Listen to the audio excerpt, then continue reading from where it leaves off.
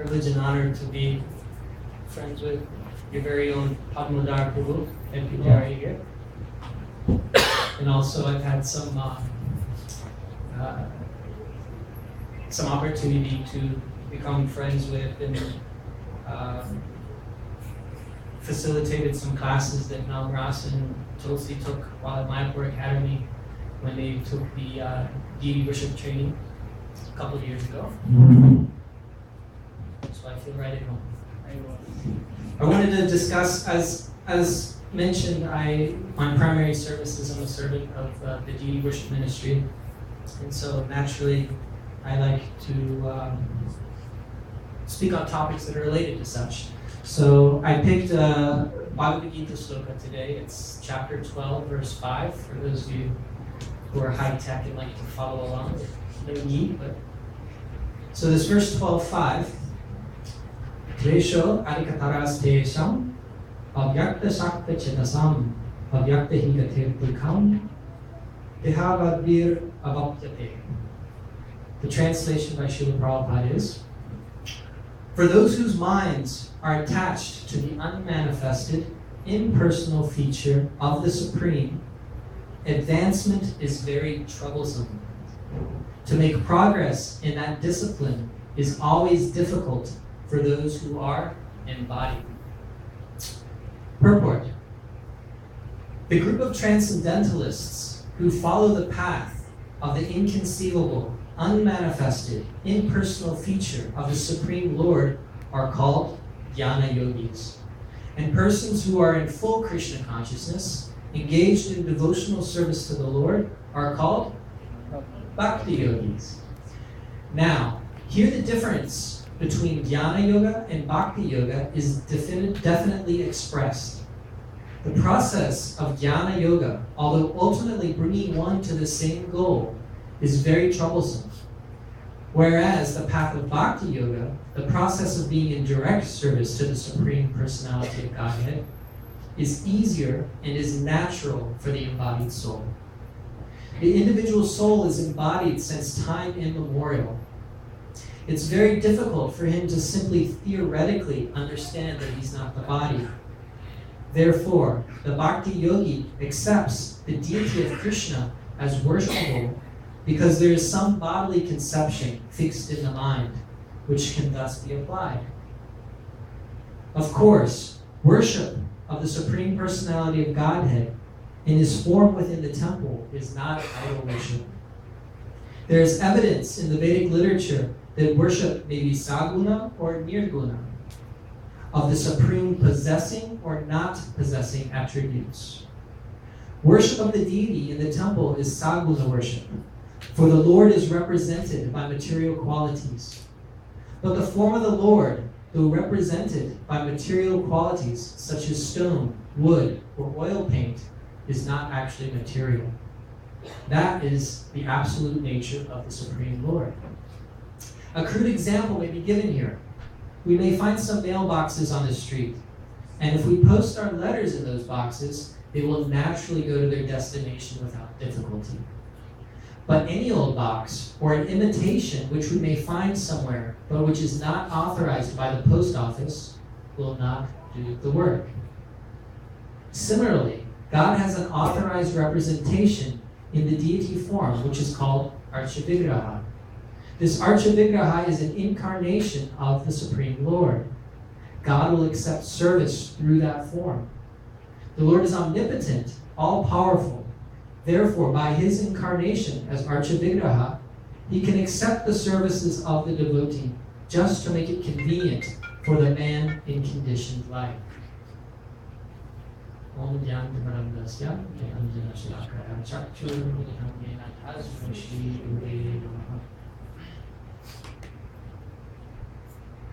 So the reason I picked this verse is that we see how this impersonal concept, this Mayavadis, it's rife throughout the world in many different traditions to some extent or another, and especially within the realm of Sanatana Dharma in India, right?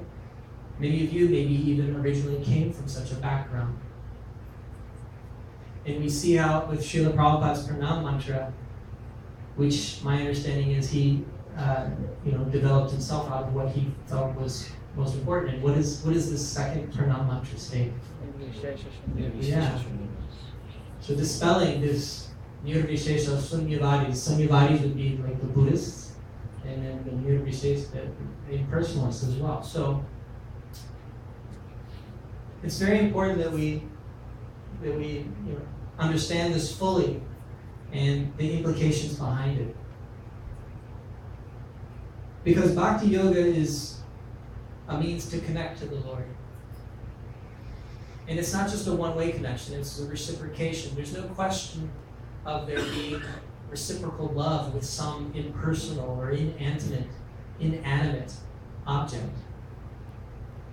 We oftentimes hear this analogy that Srila Prabhupada would give in terms of the different understandings of Godhead.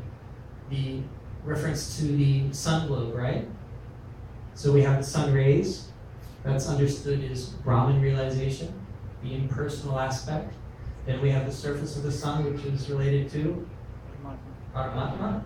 And then within the sun planet itself, the sun, that's Bhagavan. That's the full understanding.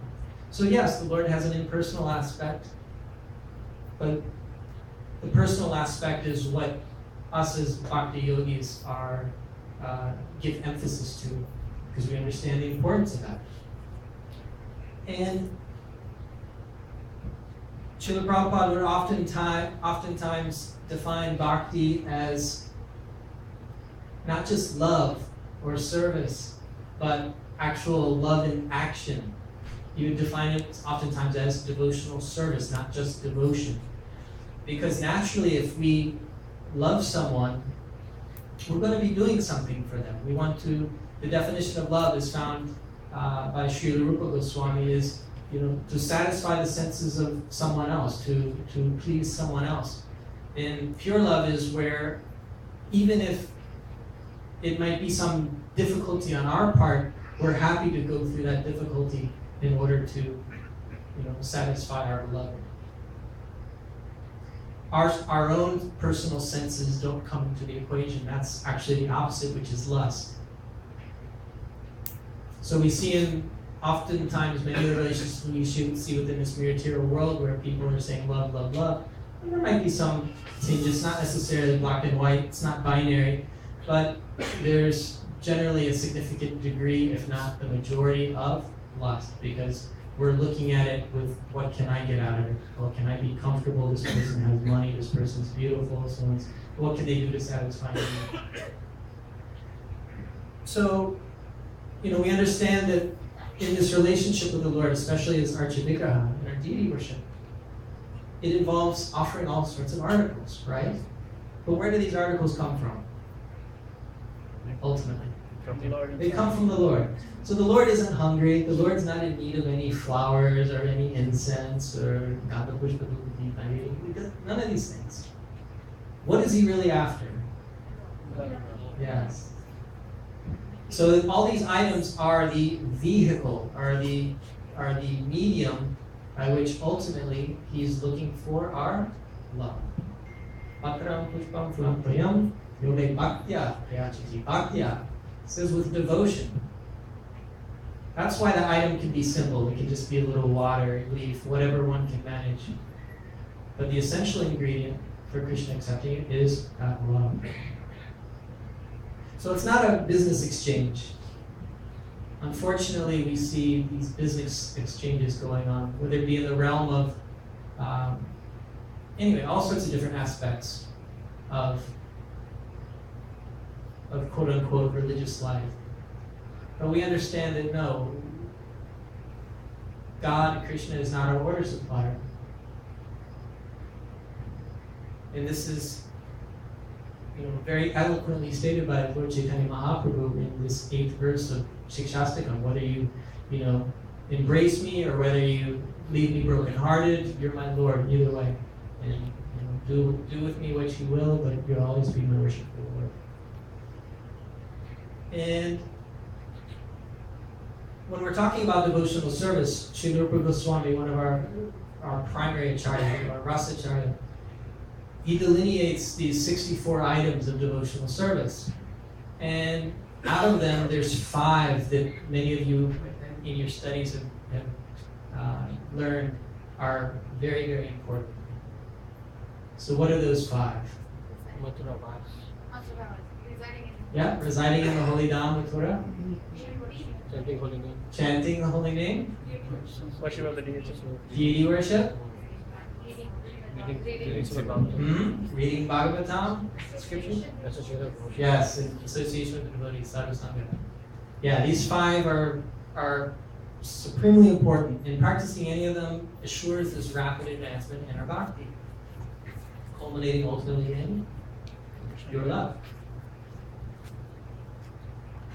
And it's mentioned in Chaitanya Charitamrita how, any perfection in any one of these 5, any little advancement really, really helps us so much.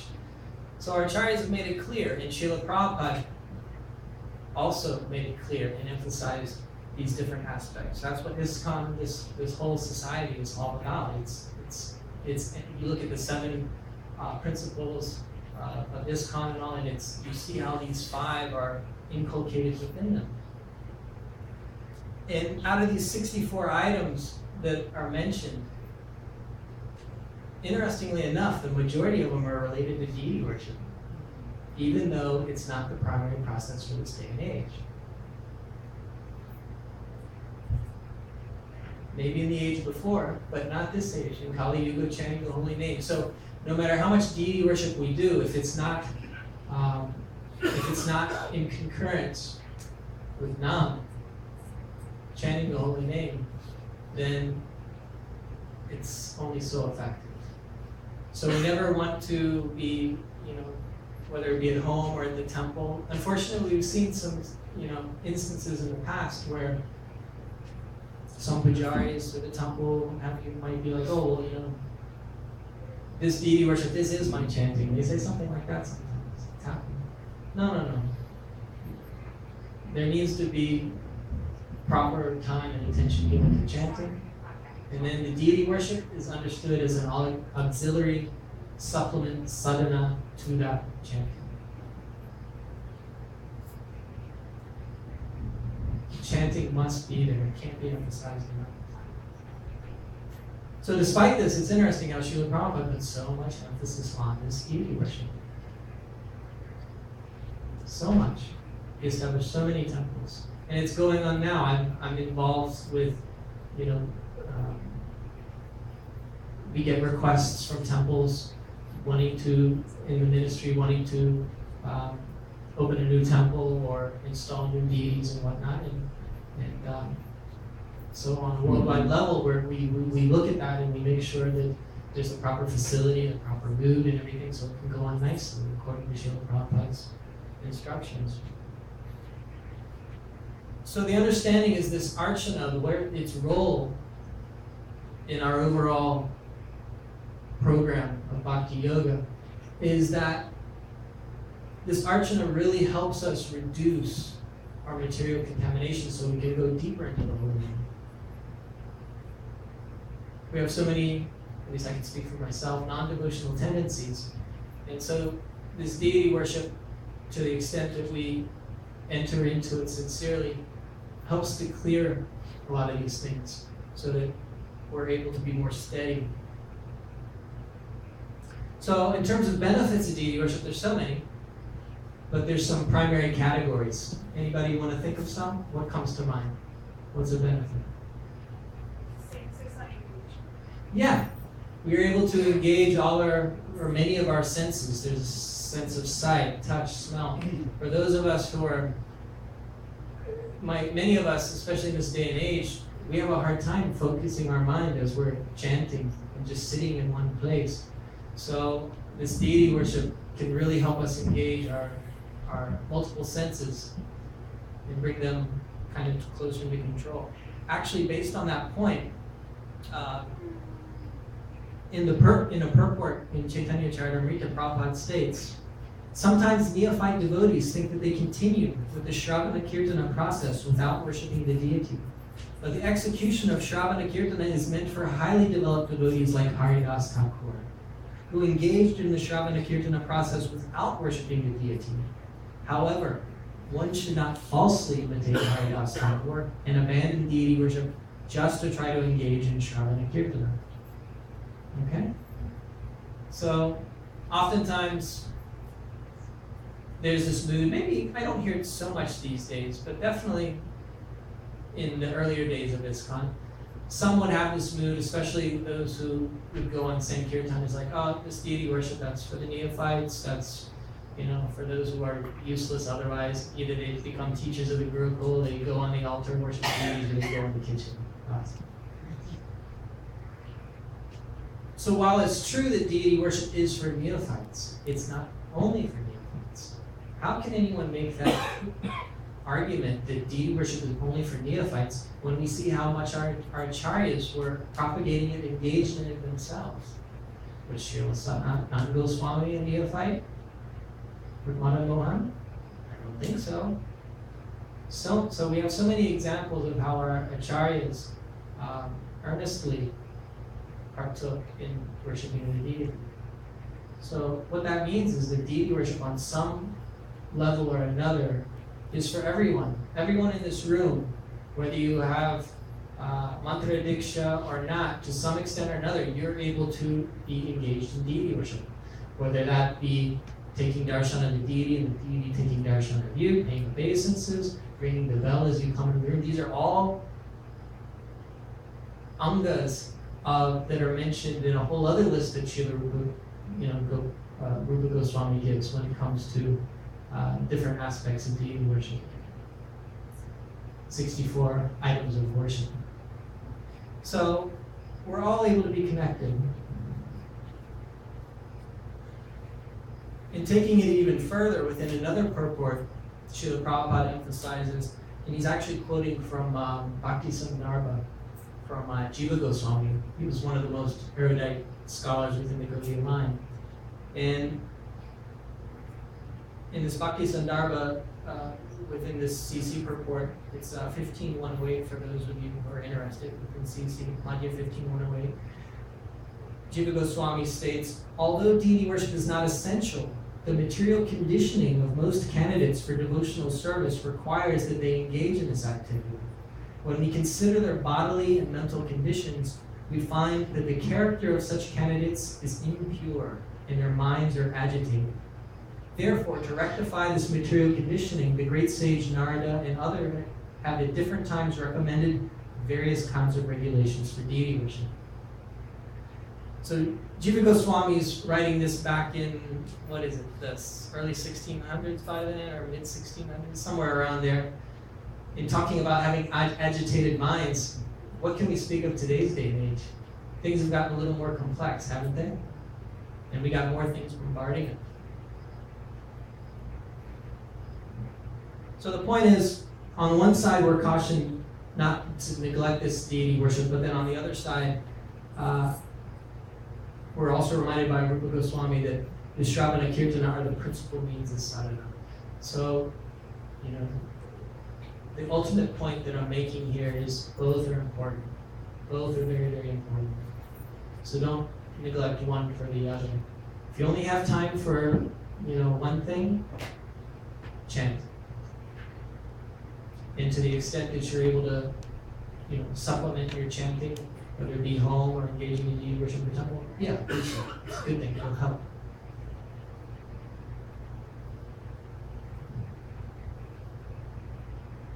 And then there's another aspect Srila Prabhupada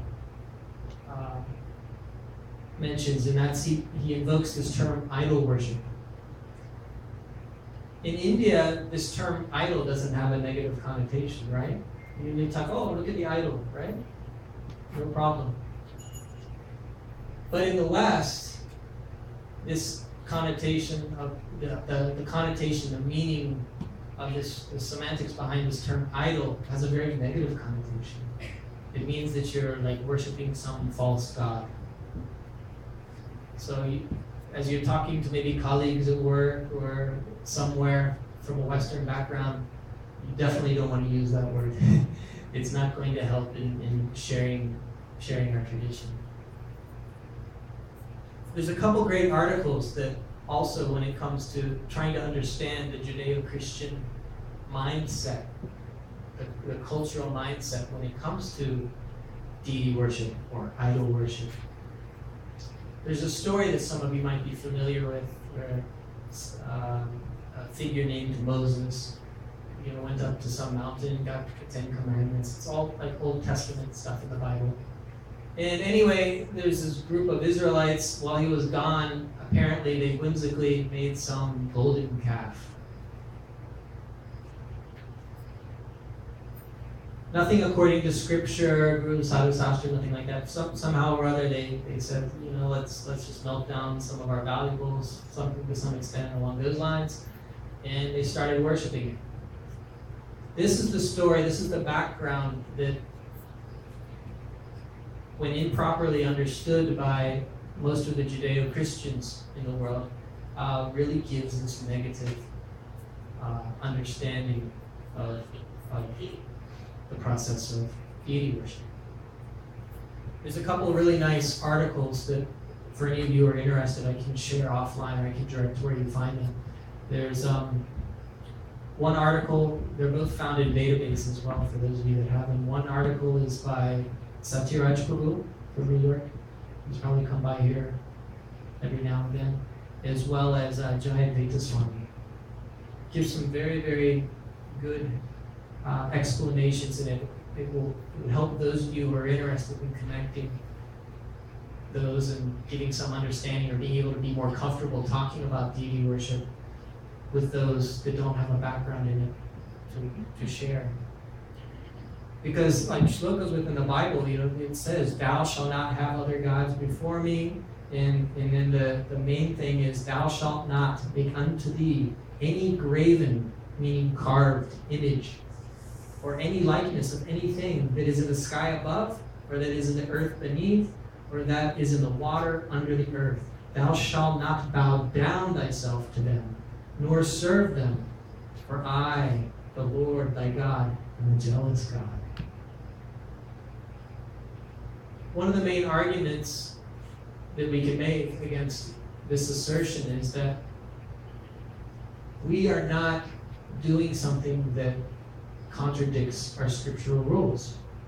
We're not whimsically making some form and saying this is God. That's number one. Number two, we have an understanding that this is God. Not that we're making a graven image of someone else besides God. So these two arguments alone, and as you expand them, you're able to hopefully somehow come across.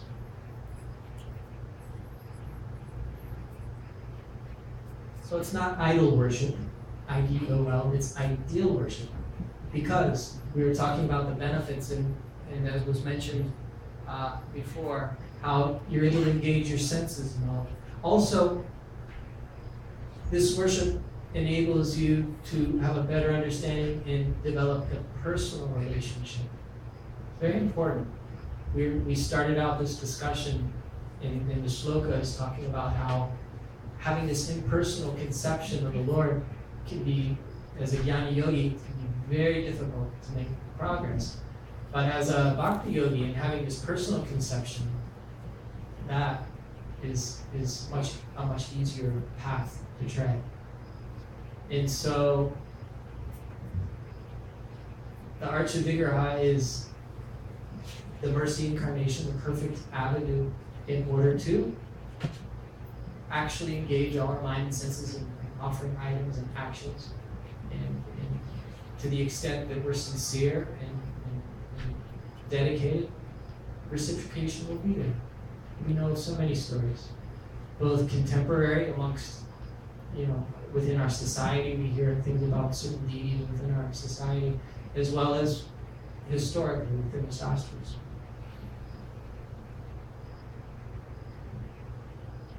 So at this point, I'd like to open it up to any kind of discussion. questions, discussion, corrections, what have you. I'll take the last 10 minutes to make this one. Yes, please. Thank you, Prabhuji. So, you mentioned that the last point that we pray the deities according to our scriptural standards. So, is there anywhere in Bible or any other scriptures that say that the idol worship means what is not according to the scripture, or is it like generalized statement? My understanding is that it's fairly generalized. I just read to you the popular English translation. It's in a section called Exodus. I guess it's chapter 20, verses 4 and 5. I will read it again in just for good measure, and we can see what we can get out of it. Thou shalt not make unto thee any graven, carved image, or any likeness of anything that is in the sky above, that is on the earth below, or that is in the water under the earth. Thou shalt not bow down thyself to them, nor serve them. It's not saying, what I see is, it's not saying you can't make an image of me. Exactly. Right? So this is a primary argument. And we see how, just like within Sanatana Dharma, there's a lot of different emphasis and understandings in Ishtadevas and all this. Similarly, within Christianity, there's different branches and so many branches actually. You have Catholics and Protestants. If you look amongst the Catholics and the Orthodox, you'll see like Mother Mary, Jesus on a cross. These are three-dimensional forms that we reverence is paid to. They may not bow down, but they're definitely prayed to, and they're essentially being prayed to. Sort of use. They might have a little different understanding, saying this is a representation, this isn't the Virgin Mary herself, but there's all kinds of like specific forms such as this where there's miracles, where they see Virgin Mary, maybe tears or things like this. And interestingly enough, we had a deity worship ministry sangha in Zurich, Switzerland last year, and it's part of our kind of like field trip, you could say, kind of go out aside from the meetings. Close by, there's this fairly old church, and in that church, they have a full-on altar with a murti of the Virgin Mary that they dress daily, and a crown and everything. It's like Rajupachara. I have a picture of it. It's amazing. It's like so it exists. So they seem, at least some denominations seem to be okay with the idea of graven images or painted images. Like I grew up as a child I was like an altar boy in Orthodoxy. I was helping the priests light the incense and hold candles and all. And within that tradition, while they don't have three-dimensional figures, they do have iconography. So it's, they consider them windows to the spiritual world. And it's mentioned in Bhagavad Gita 11.27, 27th chapter, where Krishna himself is instructing Uddhava on the process of worshiping him in the deity form. It's mentioned, Krishna tells Uddhava that there's 8 forms by which he can be worshipped. Let's figure out what those are. Paint. Yeah, so painting, paint. Wood. Stone. Sand and earth. Stone. Mind. Mind is the subtle one in many and in jewels. Did we get them all? I think that's just about it. Yeah. You look in Hari Bhakti Vilas, which is understood to be a Gaudiya manual, Gaudiya work that also tells a lot of different aspects, including deity worship. And there's even some other forms of deities that are mentioned there that I don't quite understand. Flowers are one form. It's mentioned flowers. And there's permanent forms and there's temporary forms and so on.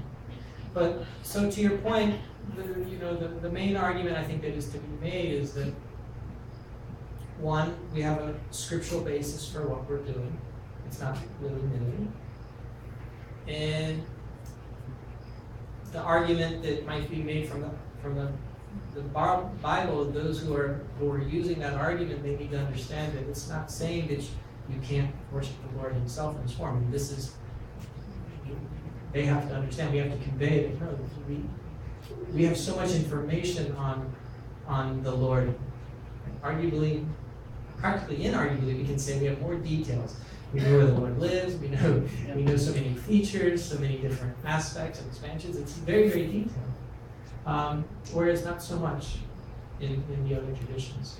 And so, you take all these things along with Shastra that specifically states, like the Sufi Shastra is telling you how to carve, and so much. We have so much detail to back us up. So hopefully, someone who's reasonable and fairly open-minded, hopefully we can come around and say, okay, I get it. There's a question there. Related to that comment, I just want to make a quick comment. Sure. That there's yet another nuance to the original Hebrew on that commandment. Okay. That the graven image. Should we have a mic for you? This is probably a good. Is that loud enough? Yeah, I can speak loud enough. Yeah. Okay. So the graven image translation on that commandment is from the original Hebrew. You can take it that way, but there's another way you can translate it, that an imaginary conception. So carving of an imaginary conception, or in other words, unauthorized conception. Yeah. So the word image can actually be used as imaginary or unauthorized. Yeah. That's why some of the Christian traditions also translate it that way, and they see it that way. It's a very good point. We have to get to the original Greek, Hebrew, or whatever it may be. Hebrew, I think, in this case. Yeah, that's very it. important. It's So just if a we were to comment. carve some little bunny out and put on the altar, then they have some argument. But yeah, basically. Question back here.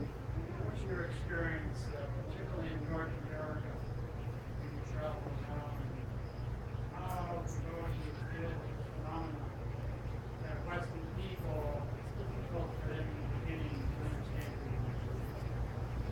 And, someone who doesn't have an Indian background, when they first come to the temple, they're really taken back at first. Right. By deity worship, and they can't get a chance to hear the philosophy of hearing the living. So, what's your experience about going to the temple? Yeah, great question. I can tell you a personal experience. When I started coming around, I had a friend, very pious. He was very sensitive to, others, and he was vegan before many of you even heard the term vegan. This is back in early to mid 90s and things like that. He grew up. His father was, I think, a Christian minister. He was a very pious guy and fairly open-minded in many respects, but he just couldn't get past. He couldn't get past when I took him to the Potomac Temple. He just couldn't get past the aspect of the deities, and that's that. Whereas we have others who are, tend to be more open and wanting to understand it. I think those from a Western background, to the extent that they grew up reading the Bible and Christianity and all that, they definitely take some time to get comfortable with it. I think that's pretty much a given. But yeah, if they do stick it out long enough to understand the philosophy, the whole tattva and everything, then they warm up to it and they actually appreciate it. What helps that, of course, is, as one of Srila Prabhupada's preaching techniques, is he wanted to make the deity worship in ISKCON extraordinarily gorgeous. The dressing, ISKCON can take the what's the word for it? We can attribute ISKCON to raising the level of deity worship in many different groups worldwide, and even many different groups within the Gaudiya line. You know, you go to many of Srila Bhaktisiddhanta's temples where the dressing in the past was quite simple and all, and then ISKCON and ISKCON Mayapur and all this, we're putting so much emphasis on this beautiful dressing and all. The other temples gradually raised their standards of dressing. So to the extent also that we're able to have a beautiful, provide and serve the deity so nicely, and such nice dressing and darshan and all, they become so attractive to guests that they're more receptive. They're more receptive. But no doubt, you know, it's not that our individual temples have some canned message where they flip a page, take a paper out of their pocket, and they tell a newcomer, you know, or someone visiting, you know, this, you know, that, and the other. To the extent that the devotee who is interacting and sharing with them, to the extent that they have a solid understanding themselves and can connect with others, you know, all the more likely that we're able to get the right idea across. And you know, like maybe sometimes you'll have school groups coming by. Some temples will have a class, like a religion class will come and this and that, and obviously that's going to be a hot topic. You know, what is this deity worship all about? And so we need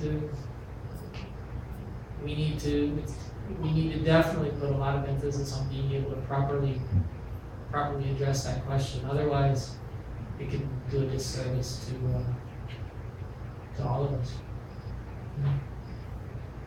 Yes. Very nice class. Thank you for that.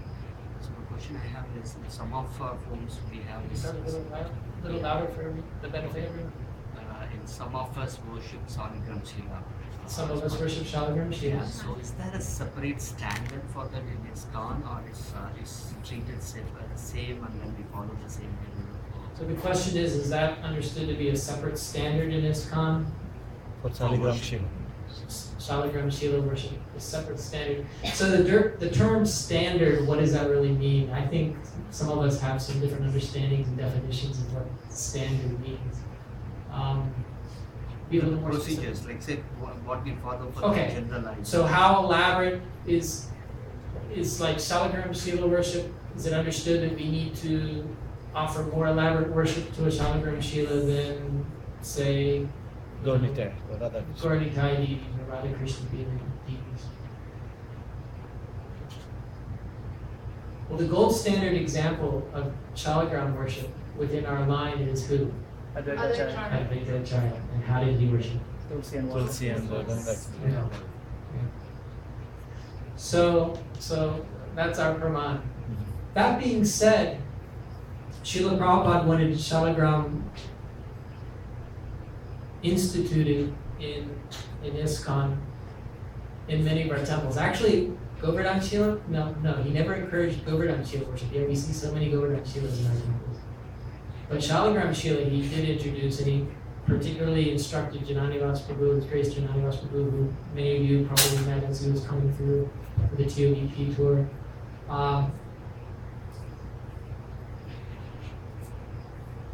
One of the primary functions, we have deities in different functions, like you have the big deities and the small deities. So we understand, or we coin a term, that the larger deities are darshan deities. The primary service that we're able to offer them is alankar, dressing them very, very nicely and beautifying them. The smaller deities, sometimes we call them utsava deities, festival deities. Their primary function is because they're smaller, we're able to more easily manage bathing and offering all these different items. It'd be very difficult to bathe big Gaur Nitai on a daily basis, right? but Little Gaur Nitai is manageable. So similarly, one of the functions that's understood, at least within ISKCON, of having a Shalagram Shila is that we're able to more easily offer all these upacharas. Also easier to travel with, generally a small Shila traveling worship. So you have this term, Sodasha Upachara, Puja, 16 item worship. For instance, in Mayapur, you see Radhamada, the Nastazakis, and Mahaprabhu, brass Murti Mahaprabhu, and small Radhamada are there as well. There's actually a Shalagram Shila on that altar that most of you probably never even noticed because it's such a big altar, and unless you're really looking for Shalagram, you won't see him, Jayananda. And so actually, the more intimate worship, the putting the bathing and the waking up and putting to rest and giving the kir at night and all that, it's all offered through Jayananda, through the Shalagram. And so Shalagram is accepting the direct worship on behalf of all the deities. So to answer your question, does the worship have to be very elaborate? No, but a natural function of having a smaller form of the Lord is that you're able to offer all these items and offer more elaborate worship. I don't want to put you on a spot, but how you got interested into deity worship? How did I get interested in deity worship? I think it was just a natural progression. My general makeup is that I'm a master of nothing, but I'm like, if I put my energy and effort into it, I can be relatively, what's the word for it, decent at whatever I engage in, whether it be management, whether it be sastra, whether it be deity worship. It's like, I wouldn't consider myself super expert at anything, but whereas you have some people that they might be like a wonderful artist, but practically useless at anything else. My makeup is that I seem to be able to pick up and have some level of proficiency in whatever I put my intention toward. And I was attracted to the service of deity worship. And it's just that simple. There's no like magical or super interesting story about it. But through my years being, attempting to offer some sort of devotional service in different aspects, the aspect of deity worship somehow became somewhat prominent.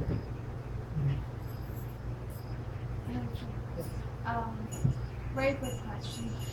Regarding what is the view of Srila Prabhupada, what was his practice about worshipping Laddu Gopalji?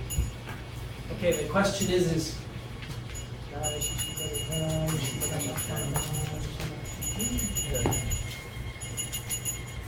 so last question, as it's 7:30 now, and as a aspiring pujari, I like to try to be punctual. I understand the class questions at 7:30. Important question. So what was Prabhupada's position on Laddu Gopal? So I understand, especially many of you who may come from a Pushti Marg line, those of Gujarati backgrounds, Laddu Gopal is still, used to be. Srila Prabhupada, in terms of, I can speak with regard to our temples, Srila Prabhupada did not encourage Laddu Gopal worship in our temples. There is an instance of, in Krishna Balaram Mandir, many of you have been to Krishna Balaram Mandir or heard of or seen the deities there in Vrindavan. And at one point, I believe a small Laddu Gopal was placed on the altar. Prabhupada was there. And Prabhupada requested, probably very respectfully, but he requested, remove the Laddu Gopal from the altar. And my understanding is he said something to the effect that, that's not our worship. We worship Krishna in the Kakshora age, and along with Radharani. So it's not that Laddu Gopal is not bona fide by any means, no. But in our line, the worship of Krishna and the Kaishori is our special flavor, if you will, our special brand. Radha Krishna worship specifically.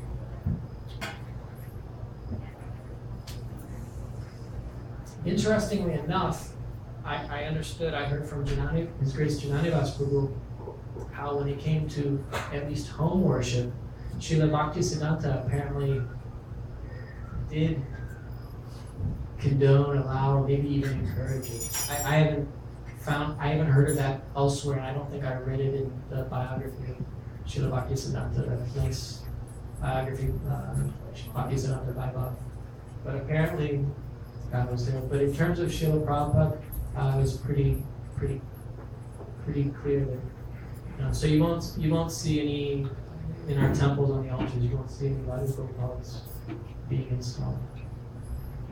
Also, I haven't corroborated this, but also amongst some of those, apparently I heard that amongst some of those who worship Radha Gopal, the understanding, we have a problem with some of the understanding that some may have. Maybe it's a Krishna thing or not, but that is that some will say that we worship Krishna